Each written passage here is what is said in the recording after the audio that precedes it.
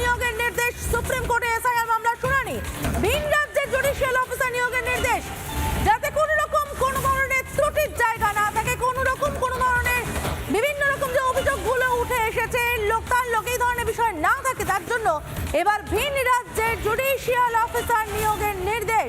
ঝাড়খণ্ড এবং ওড়িশার জুডিশিয়াল অফিসাররা এসআইআর এর কাজ করবেন। আরও একবার জানিয়ে রাখতে চাইব, সুপ্রিম কোর্টে এসআইআর মামলার শুনানি, যে নির্দেশ দেশের শীর্ষ আদালত দিয়েছে, ভিন রাজ্যের জুডিশিয়াল অফিসার নিয়োগের নির্দেশ দিয়েছে। ঝাড়খণ্ড এবং ওড়িশার জুডিশিয়াল অফিসার নিয়োগের নির্দেশ দেওয়া হয়েছে। আরও একবার জানিয়ে রাখতে চাই। নমস্কার। ব্রহ্মাস্ত্র প্রয়োগ করল সুপ্রিম কোর্ট। এইবার এসআইআর প্রক্রিয়ার শেষ কাজটা করতে, লজিক্যাল ডিসক্রিপেন্সির ওই ৮০ লাখ নামের যাচাই করতে আসছে উড়িষ্যা এবং ঝাড়খণ্ড থেকে বিচারপতিরা, প্রাক্তন এবং বর্তমান। এই যে খেলা হবে তৃণমূলের, এসআইআর নিয়ে খেলা তো শেষ, খেলা বাজেভাবে হেরে গেলেন মমতা ব্যানার্জির প্রশাসন। কেন এটা হলো? আজকেও ছিল হিয়ারিং, তো সুপ্রিম কোর্টের যে বেঞ্চ, প্রধান বিচারপতিকে নিয়ে ওনারা বললেন এই যে ৮০ লাখ মতো নাম আছে, আর এই 220-250 যা বিচারপতিরা সিলেক্টেড হয়েছেন, নির্বাচিত, এনারা যদি দিনের সারাদিন খেটে খুঁটে এক দিনে ২৫০টা করেও নাম চেক করেন, তাহলেও পুরো প্রক্রিয়াটা ৮০ দিন লাগবে। মানে প্রেসিডেন্টস রুল 5 মের পরে হয়ে যাচ্ছে, ফেব্রুয়ারি থেকে মার্চ, মার্চ থেকে এপ্রিল, এপ্রিল থেকে মে, আজকে হলো ২৪শে ফেব্রুয়ারি, ওই 14ই মেতে শেষ হবে স্যার প্রক্রিয়া। তারপরে তো নির্বাচন ঘোষণা, প্রচার ইত্যাদি ইত্যাদি।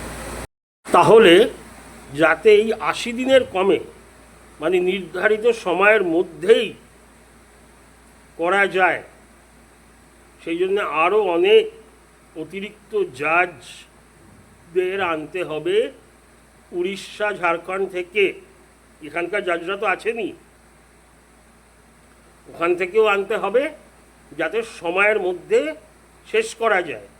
এবং পুরো ব্যাপার, এসআইআর, ভোটের দিন ঘোষণা, প্রচার, ভোট, রেজাল্ট যাতে 5 তারিখের মধ্যে হয়ে যায়, নয়তো তো অটোমেটিক রাষ্ট্রপতি শাসন, কাউকে ডিম্যান্ড করতে হবে না, কাউকে কোর্টে যেতে হবে না, সংবিধান অনুযায়ী হয়ে যাবে। এখন কথা হচ্ছে, এই অতিরিক্ত জাজদের এনেও কি সম্ভব? ৮০ লাখ নাম, অনেক নাম, আর প্রতিটা নাম একদম ভালো করে চেক করতে হবে। তৃণমূল তো হুমকি দিয়েই রেখেছে, একটা নাম চলে গেলে আগুন জ্বলবে, হেন তেন ইত্যাদি।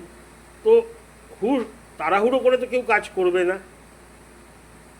আর বিশেষত জাজেরা, ওনারা তো একদমই চাইবেন না ওদের ওপর মানে অর্ধেকটা আঙুলও উঠুক, কোনো অভিযোগ আসুক। তা আমার বোধ বুদ্ধি যা বলছে, অতিরিক্ত জাজদের এনেও কি মনে হয় না হবে?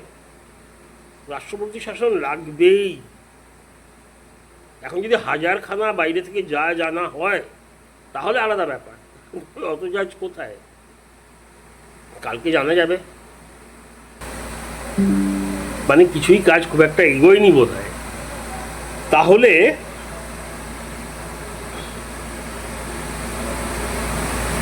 এই যে প্রক্রিয়াতে প্রভাব খাটাবার সুযোগ, এখানকার জাজরা অবশ্যই কোনো সন্দেহের ঊর্ধ্বে, কিন্তু তবু এখানে থাকেন, ভয় দেখানো যায়, অনেক কিছু করা যায়, মানে জানেন তো, সেই সুযোগটা পুরোপুরি চলে গেল এবং ইলেকশন কমিশনের হাতে ব্রহ্মাস্ত্র তুলে দিল।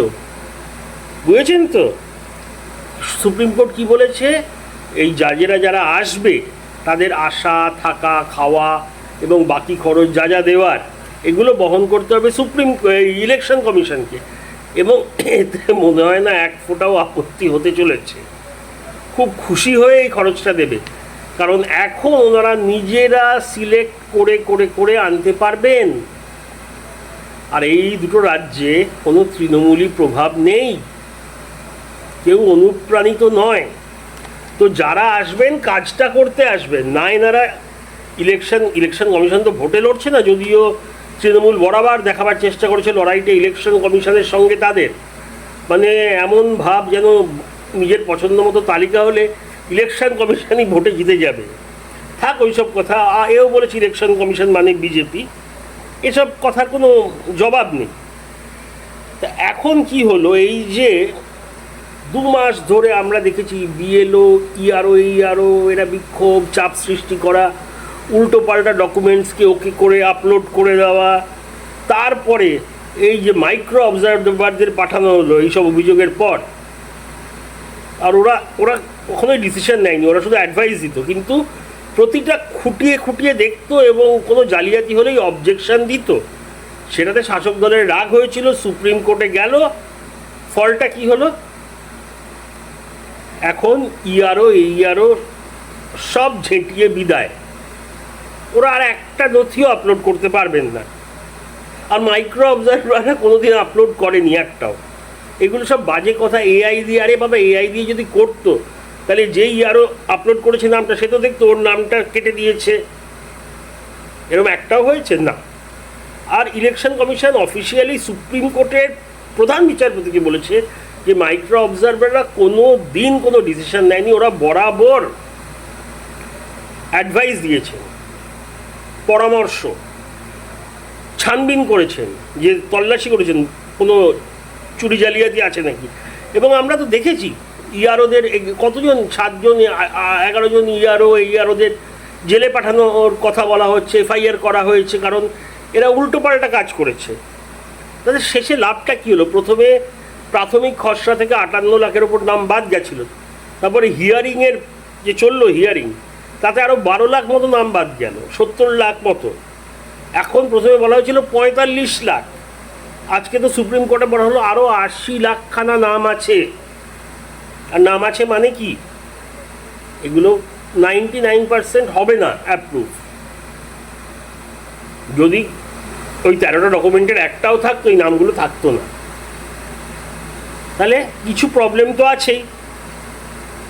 আর আমার মনে হয় না বাইরে থেকে যা জেনেও 1 মাসের আগে এটা সম্ভব। 80 লাখ নাম, প্রথমে যে 1,40,00,000 না 50 লাখ নাম ছিল বা 60 লাখ, সেটা করতে লেগে গেল 2 মাস, 2 মাসের বেশি। ডিসেম্বর 7 তারিখ থেকে বোধহয় স্টার্ট হয়েছিল, শেষ হলো 21শে ফেব্রুয়ারি, প্রায় 2.5 মাস। তাহলে এটা করতে তো 1 মাস কম করে লাগবেই। তাহলে তো বোঝাই যাচ্ছে এবারে নির্বাচনটা হতে চলেছে প্রেসিডেন্টস রুলে। মানে কী করো, যারা আসছেন তারা, ওনারা তো মেশিন না, প্রত্যেকটা নাম তো নিজেদের দেখতে হবে, সে কম্পিউটারে দেখুক, এআই দিয়ে দেখুক, ম্যানুয়ালি দেখুক, দেখতে তো হবে, নথিগুলোকে ম্যাচ করাতে হবে। তা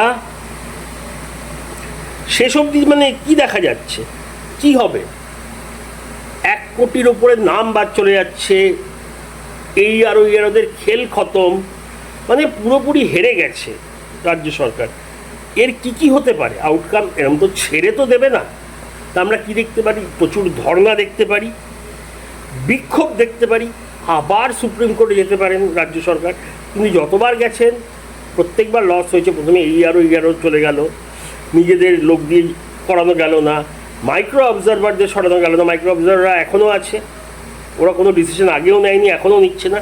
কিন্তু এখন পুরো ডিসিশনটা নেবেন জাজরা, আর প্রতিটা জাজেদের নাম ইলেকশন কমিশন ছেঁকে ছেঁকে দেখছে যে এনারা কেউ প্রভাবিত তো না। আর এখন বাইরে থেকে জাজ আসছে, খেলাটা মানে ওনারা তো খেলা বলেন, খেলাটা কিন্তু পুরোপুরি তৃণমূলের হাতের বাইরে চলে গেছে। ভাবুন তো, কম করে 1,20,00,000 নাম বাদ যাচ্ছে, মানে অলরেডি 70 আর 85 হচ্ছে 1,55,00,000। আমি তাও ধরে নিচ্ছি 1,20,00,000 মতো, বা 1 কোটিও যদি ধরি, তার মধ্যে 25 লাখ তো ভুয়ো ভোটার আছে। আর তফাতটা ছিল ওই আগের, মানে 2024-এ বিজেপি আর তৃণমূলের তফাত ছিল 36 বা 37 লাখ। এমনি ধরলে তো ওরা উড়ে যাচ্ছে ওই ডেফিসিয়েন্সিটা। আমি তবু একদম কম করে ধরলেও তো মাত্র 10 লাখ 12 লাখ মতো থাকছে। আর এখন যেরকম জনরোষ, অ্যান্টি ইনকামবেন্সি, মানে যেই সরকার আছে তার বিরুদ্ধে ক্ষোভ তৈরি হয়েছে, তারপরে একদিকে মুসলমানদের আন্দোলন, মাদ্রাসা শিক্ষকদের আন্দোলন, ওদিকে নওশাদ, হুমায়ুন, আবার এইদিকে ডিএ আন্দোলন চলছে, মানে সব জায়গায়, এদিকে চাকরি পরিযায়ী, সব জায়গায় ক্ষোভ। আমার তো মনে হচ্ছে এইবারে মানে এত সহজ, এটা মোটামুটি সার প্রক্রিয়াতে হার হয়ে গেল। বিরোধীরা যে বলছিলেন 1 কোটি যাবে, 1 কোটির বেশি যেতে চলেছে। নর্মাল যদি ম্যাথস ক্যালকুলেশন করেন, অঙ্কের ক্যালকুলেশন, গণিতের, ছেড়ে দেবে না কিন্তু তৃণমূল, এইটুকুনি আমি বলতে পারি। শেষ অবধি কি সুপ্রিম কোর্টকেও বলবে বিজেপি, জানি না, কিছুই অসম্ভব না। একবার কল্যাণ ব্যানার্জি, তৃণমূলের এমপি, সুপ্রিম কোর্টের চিফ জাস্টিস নিয়ে কিছু বিরূপ মন্তব্য করেছিলেন, তাই করবে না এরকম কিছু বলা যায় না। আগামী দিনগুলো বেশ ইন্টারেস্টিং হতে চলেছে। এই যে ভিন রাজ্যের ব্যাপারটা এলো, তার মধ্যে তো আবার দুদিন আগের মিটিংয়ে ওই মনোজ পন্থ, প্রাক্তন মুখ্য সচিব, উনি নাকি ছিলেন, যদিও তৃণমূল বলছে না, কিন্তু আজ সকালে সুকান্তবাবু অভিযোগ করেছিলেন, আজকে সন্ধেবেলা শুভেন্দু অধিকারী বাবুও এই সেম অভিযোগ করলেন। এটা একটা বড় গুরুতর অভিযোগ, কেন সুপ্রিম কোর্টের আদেশ অমান্য করে একটা মিটিংয়ে যারা যারা থাকবে, যখন লিখিত খসড়া বা সূচি দেওয়া হয়েছে, তার বাইরে যদি কেউ গিয়ে থাকে, সেটা ডাইরেক্ট আদালত অবমাননা। ওটা তো গেল, কিন্তু এই যে ধাক্কা, উড়িষ্যা ঝাড়খণ্ডের জাজ, এটা কিন্তু খেলা খুব বাজেভাবে ঘুরবে, বুঝুন। মানে আপনারা বুঝেছেন, আমি কথার কথায় বলছি। এখন পুরোপুরি হাতের বাইরে। এই যে বিএলওরা নাম তুলে দিচ্ছিল, ইআরও, এইওরা, ডিএম, এরা সব হঠাৎ গত 7 দিনে আউট অফ দ্য পিকচার। কোথায় আনন্দে ছিল মাইক্রো অবজারভার, হেন তেন, তারপরে 8,000 সরকারি গ্রুপ বির কর্মচারী দিতে দেওয়া হয়েছিল, ওগুলো দিতে পারেনি। তারপরে আবার সুপ্রিম কোর্টে গেল, ব্যাস পুরো, মানে ইংলিশে বলেন না, দ্য টেবলস টার্ন, যা ছিল পুরো খেলা ঘুরে গেছে। পুরো ওই ব্যাপার। কি হতে চলেছে আগামী দিন বেশ বেশ ইন্টারেস্টিং। কারণ মমতা ব্যানার্জি বা তৃণমূল চুপ তো থাকবে না। জানাবেন আপনাদের মতামত, আপনাদের কি মনে হয় কি হতে চলেছে। অনেক অনেক ধন্যবাদ দেখার জন্যে। জয় হিন্দ, টাটা, থ্যাংক ইউ।